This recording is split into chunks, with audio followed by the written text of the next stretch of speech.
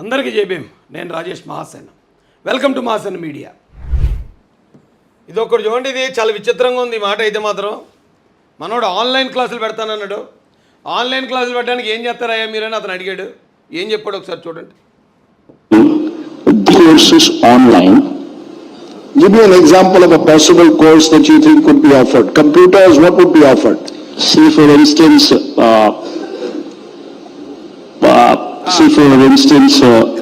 say BCom for instance, బీకాంలో physics ఉంటుంది అన్నారు జలీన్ ఖాన్ గారు. అప్పట్లో చాలా ఫేమస్ అయిపోయింది. ఇంకోటేమో బీఏలో హెచ్ఈసీ ఉంటుంది అన్నాడు తమ్మినేని సీతారాం. బీఏలో హెచ్ఈసీ ఉంటుంది అన్నాడు అతను. అన్నొచ్చి ఆన్లైన్ క్లాస్ ఏది చేస్తావా నువ్వు, కంప్యూటర్లు ఏమైనా ఇస్తావా ఆన్లైన్ అన్నావు. ఆన్లైన్ క్లాసులు ఎలా చేయంతో పిల్లలతో అంటే బీకామ్ చేయించాడంట ఆన్లైన్ క్లాస్. అది కూడా తడుంకుని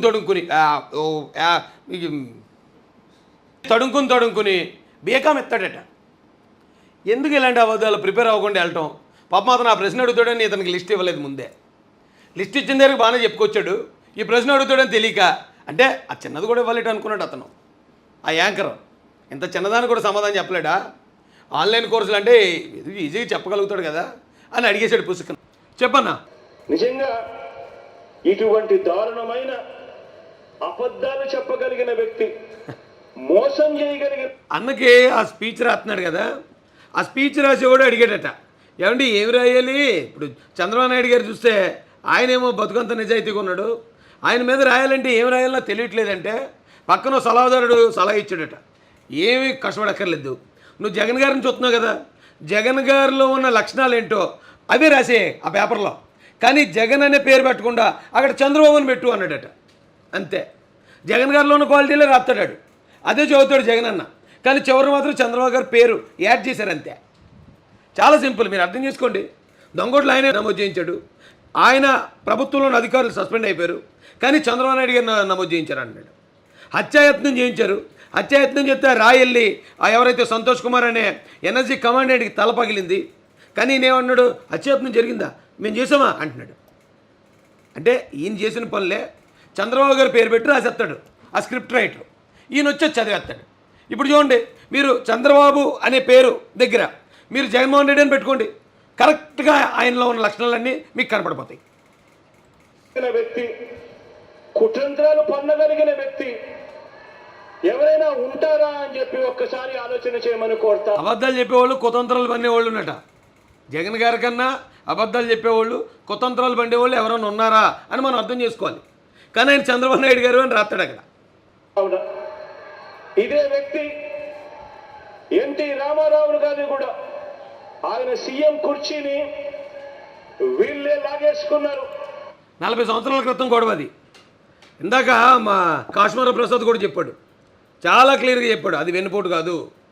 అక్కడ లక్ష్మీపార్వతి అని ఒక ఆవిడ వచ్చి ఓవర్ యాక్షన్ చేస్తూ ఉంటే టీడీపీ ఎమ్మెల్యేలు అందరూ బయటికి వెళ్ళిపోయే పరిస్థితిలో చంద్రబాబు నాయుడు గారిని వాళ్ళందరూ కూడా నాయకుడిగా ఎన్నుకున్నారు, ప్రజాస్వామ్యబద్ధంగా ఒక మహానాడులో ఎన్నుకున్నారని చెప్పి కాశ్మీర ప్రసాద్ వైసీపీ అనలిస్ట్ చెప్పాడు. ఆ రోజున అందరూ యాక్సెప్ట్ చేశారు. తర్వాత 2 ఎలక్షన్లో చంద్రబాబు నాయుడు గారిని ముఖ్యమంత్రిగా యాక్సెప్ట్ చేశారు. ఈ రాష్ట్రం ఆంధ్ర తెలంగాణలు కలిపి ఉమ్మడి తెలుగు రాష్ట్రాల్లో ఆయన ముఖ్యమంత్రిగా యాక్సెప్ట్ చేశారు ప్రజలు. అక్కడ తప్పల్లా ఎవరైతే లక్ష్మీపార్వతి ఉందో ఆవిడది. అందుకే ఆవిడ ఇప్పటికి వచ్చి కనీసం వార్డు మెంబర్గా కూడా ఎక్కలేదు. అలాంటి మనిషిని దగ్గర పెట్టుకుని వెన్నుపోటు పొడిచిన మనిషినేమో దగ్గర పెట్టుకుంటాడు, కానీ చంద్రబాబు నాయుడు గారిని వెన్నుపోటుదాడు అంటాడు. బా ఏముందన్న అసలు నీ పెర్ఫార్మెన్స్. ఆయనను వెన్నుపోటు కూడా వీళ్ళే పొడిచారు. ఎన్టీఆర్ పార్టీని కూడా లాగేసుకున్నారు. ఎన్టీఆర్ చావుకు కూడా చివరికి కారణం కూడా వీళ్ళే అయ్యారు. కానీ ఇదే వ్యక్తులు, ఇదే దుర్మార్గస్తులు, ఇదే దుర్మార్గులు మళ్ళీ ఇదే ఎన్టీఆర్ చనిపోగానే ఎన్టీఆర్ శవాన్ని వీరే లాక్కుంటారు, ఎన్టీఆర్ ఫోటోకు వీళ్ళే దండలేస్తారు. ఈ రోజు ఫోటో ముందు ప్రతిరోజు కూడా దండం పెడుతూ తిరుగుతారు. చాలా సింపుల్గా ఎన్టీఆర్ గారిని అంటే చంద్రబాబు నాయుడు గారు చంపేశారట, మళ్ళీ చంపేయడమే కాకుండా ఆయన ఆ ఫోటోగా దండలు వేస్తున్నారట. అంటే మీరు అక్కడ చంద్రబాబు నాయుడు గారు అని తీసేసి జగన్ గారు అని పెట్టుకోవాలి, ఎన్టీఆర్ అనే పేరు తీసేసి వివేకానంద రెడ్డి అని పెట్టుకోవాలి, అంతే తేడా. వివేకానంద రెడ్డి గారిని రెండు చూపిస్తాను రండి. ఈ ఫోటో చూడండి ఒకసారి. వివేకానంద రెడ్డి గారిని చంపింది అవినాష్ రెడ్డి అని కన్ఫర్మ్ చేసింది సిబిఐ. ఏమంటే ఎన్టీఆర్ గారి చావులో చంద్రబాబు నాయుడు గారి పాత్ర ఉందని కనీసం ఒక పోలీస్ స్టేషన్ కానిస్టేబుల్ అని చెప్పాడు ఎక్కడన్నా ఒక కానిస్టేబుల్ వద్దు, ఒక హోంగార్డ్ చెప్పాడా? ఎక్కడన్నా ఒక ఎఫ్ఐఆర్ ఉందా? ఏమి ఉండదు. అయినా కూడా ఆయన చంపాడు అంటే అంతే జగనన్న మైక్ ముందుకు వచ్చి అబద్ధం. కానీ అవినాష్ రెడ్డి చంపాడు, అవినాష్ రెడ్డి తండ్రి భాస్కర్ రెడ్డి చంపాడు, వీళ్ళందరూ ఏకమయ్యే చంపారు. వీళ్ళందరూ చంపినట్టు అందరికన్నా ముందే జగన్ గారికి తెలుసు, తెల్లవారుజామున తెలుసు ఆయనకి. కానీ డెడ్ బాడీ దగ్గరికి ఆ రోజు సాయంత్రానికి వచ్చాడు. వచ్చి రావడంతో చంద్రబాబు నాయుడు గారు చంపేశాడు. మళ్ళీ అక్కడ అబద్ధాలు చెప్పాడు. మా అబ్బని చంపేశాడు, మా నాన్ననే నువ్వు ఎలా వస్తావు అసెంబ్లీకి చూస్తాను అన్నాడు, నన్ను కోడికత్తితో చంపేపోయాడు, ఇప్పుడు మా చిన్నాన్ని చంపేశాడని పచ్చి అబద్ధాలు. చిచ్చి చి. ఇంకా ఆయన ముఖ్యమంత్రి కాకపోతే ఇంకా చాలా దారుణంగా మాట్లాడుతున్నాండి. ఎందుకంటే ఇప్పుడు ముఖ్యమంత్రి హోదాలో ఉన్నాడు, అధికారం చేతిలో, ఇలాగంటావా అలాగంటావా అని చెప్పి మళ్ళీ కేసులు ఇప్పటికే 24, ఇక హాఫ్ సెంచరీ హత్యను. అందుకని ఇలా మాట్లాడాల్సి వస్తుంది. ఇన్ని అబద్ధాలు. ఇక వాళ్ళు చంపారని తెలుసు కూడా అవినాష్ రెడ్డిని వెనకేసుకొచ్చాడు, ఒక్కొక్కరిని ఇంకొకరిని ఎలా పడుతుంది వెనకేసుకొచ్చి ఇప్పుడు అవినాష్ రెడ్డి చంపాడని తెలుసా కూడా వివేకానంద రెడ్డి గారి బొమ్మకు దండేస్తున్నాడు. ఏంటండి ఈవేళ చేసిన పనులే చంద్రబాబు నాయుడు గారు చేశారని తోసేస్తారు. వీళ్ళు దొంగతనం చేస్తారు, చంద్రబాబు నాయుడు గారిని దొంగ నరుస్తారు. ఇది ఒక్కటి చూడండి, ఇది చాలా విచిత్రంగా ఉంది ఈ మాట అయితే మాత్రం. మనోడు ఆన్లైన్ క్లాసులు పెడతానన్నాడు. ఆన్లైన్ క్లాసులు పెట్టడానికి ఏం చేస్తారయ్యా మీరని అతను అడిగాడు. ఏం చెప్పాడు ఒకసారి చూడండి. Courses online. Give me an example of a possible course that you think could be offered. Computers, what would be offered? See for instance, Come on. say BCom for instance. బేకాంలో ఫిజిక్స్ ఉంటుంది అన్నారు జలీన్ ఖాన్ గారు, అప్పట్లో చాలా famous అయిపోయింది. ఇంకోటేమో బిఏలో HEC ఉంటుంది అన్నాడు తమ్మినేని సీతారాం. బిఏలో హెచ్ఈసి ఉంటుంది అన్నాడు అతను. అన్నొచ్చి ఆన్లైన్ క్లాస్ ఏది చేస్తావయ్యా నువ్వు, కంప్యూటర్లు ఏమైనా ఇస్తావా ఆన్లైన్ అన్నావు, ఆన్లైన్ క్లాసులు ఎలా చేయంతో పిల్లలతో అంటే బీకామ్ చేయించాడంట ఆన్లైన్ క్లాస్. అది కూడా తడుంకుని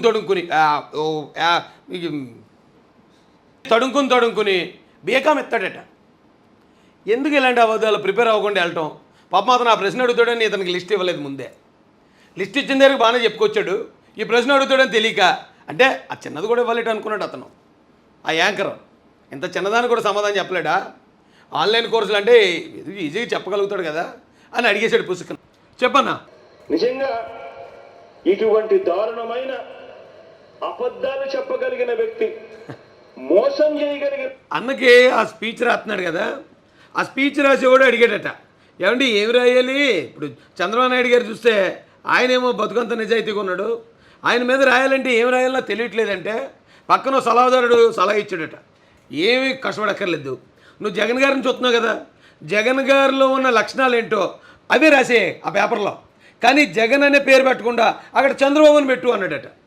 అంతే, జగన్ గారిలో ఉన్న క్వాలిటీలే రాస్తాడు, అదే చదువుతాడు జగన్ అన్న, కానీ చివరి మాత్రం చంద్రబాబు గారి పేరు యాడ్ చేశారు అంతే. చాలా సింపుల్, మీరు అర్థం చేసుకోండి.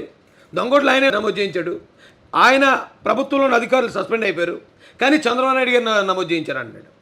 హత్యాయత్నం చేయించారు, హత్యాయత్నం చేస్తే రాయల్లి ఎవరైతే సంతోష్ కుమార్ అనే ఎన్ఎస్జీ కమాండెంట్కి తల పగిలింది, కానీ నేనేమన్నాడు, హత్యాయత్నం జరిగిందా మేము చేసామా అంటున్నాడు.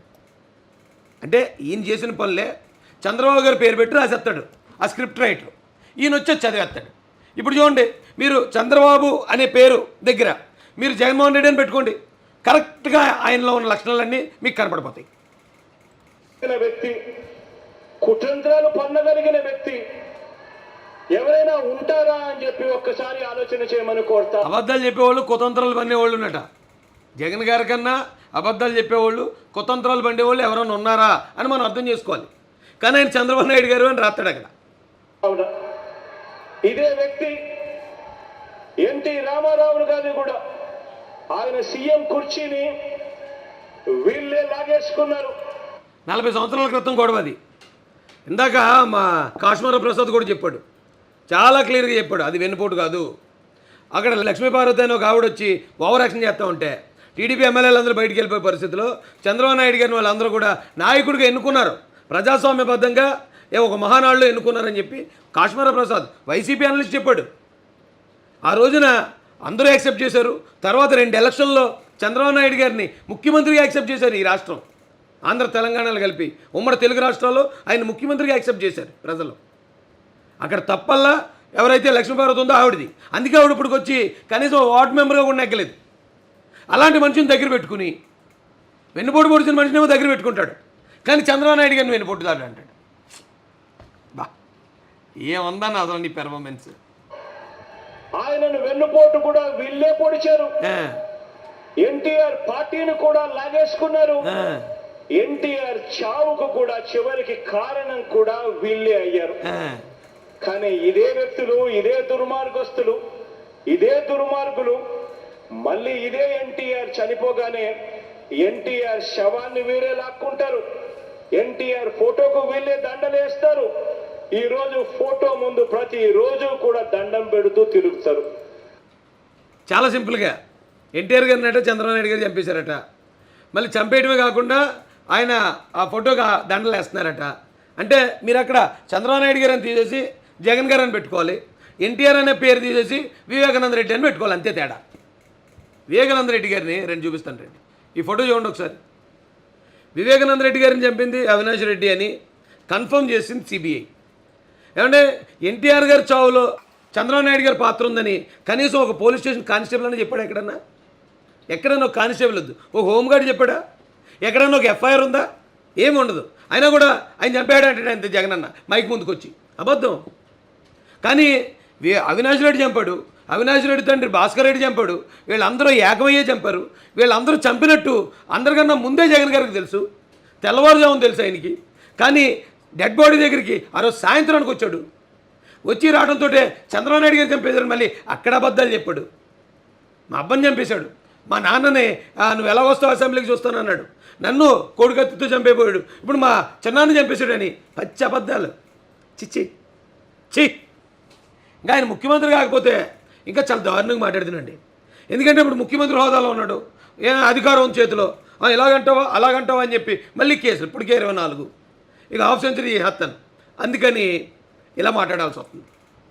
ఇన్ని అబద్ధాలు. ఇక వాళ్ళు చంపారని తెలుసు కూడా అవినాష్ రెడ్డిని వెనకేసుకొచ్చాడు. ఒక్కొక్కరిని ఇంకొకరిని నిలబడుతుంది వెనకేసుకొచ్చి ఇప్పుడు అవినాష్ రెడ్డి చంపాడని తెలుసా కూడా వివేకానంద రెడ్డి గారి బొమ్మకు దండేస్తాడు. ఏంటండి ఈవేళ చేసిన పనులే చంద్రబాబు నాయుడు గారు చేశారని తోసేస్తారు. వీళ్ళు దొంగతనం చేస్తారు, చంద్రబాబు నాయుడు గారిని దొంగ నరుస్తారు.